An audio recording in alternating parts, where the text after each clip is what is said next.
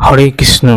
শ্রীমদ্ ভাগবত গীতা যা সর্বশ্রেষ্ঠ গ্রন্থ, ভগবান শ্রীকৃষ্ণের আদর্শ উপদেশাবলী গ্রন্থ, যা পাঠ করে আমরা আমাদের জীবনের কঠিনতম পরিস্থিতিকে সহজ এবং সরল করতে পারি।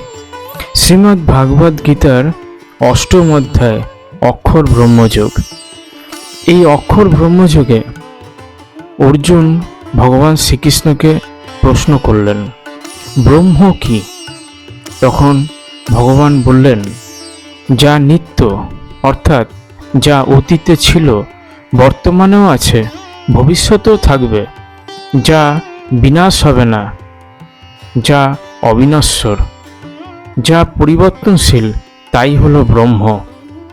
এরপর অর্জুন ভগবান শ্রীকৃষ্ণকে বললেন যে অধ্যাত্ম কি? তখন ভগবান বললেন, যা নিত্য স্বভাবের, তাই হলো অধ্যাত্ম, অর্থাৎ যা জড়দেহে অবস্থান করে আত্মারূপে বা পরমাত্মা রূপে, যা ঈশ্বর সম্পর্কিত অনেক অনুশীলনের দ্বারা পরমাত্মার সঙ্গে মিলিত হওয়া যায়, তাই হলো অধ্যাত্ম। এরপর অর্জুন জিজ্ঞাসা করলেন, সকাম কর্ম তাহলে কি? তখন ভগবান বললেন, কোনো বিশেষ ফলের আশায় বা কামনার সাথে করা কর্মই হলো সকাম কর্ম।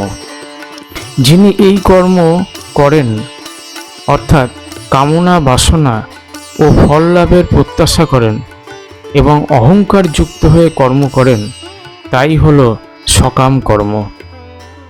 এরপর অর্জুন জিজ্ঞাসা করলেন, তাহলে অধিভূত কি ও অধিদৈব কি? তখন ভগবান বললেন, নশ্বর জড় প্রকৃতিকেই বলা হয় অধিভূত।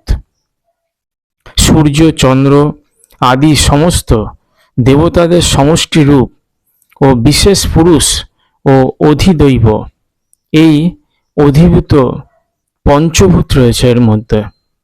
মাটি, আগুন, জল, বায়ু, আকাশ, এই নিয়ে এই পৃথিবী সৃষ্টি হয়েছে এবং এর দ্বারাই জীবকুলগুলি নিয়তই বেঁচে আছে।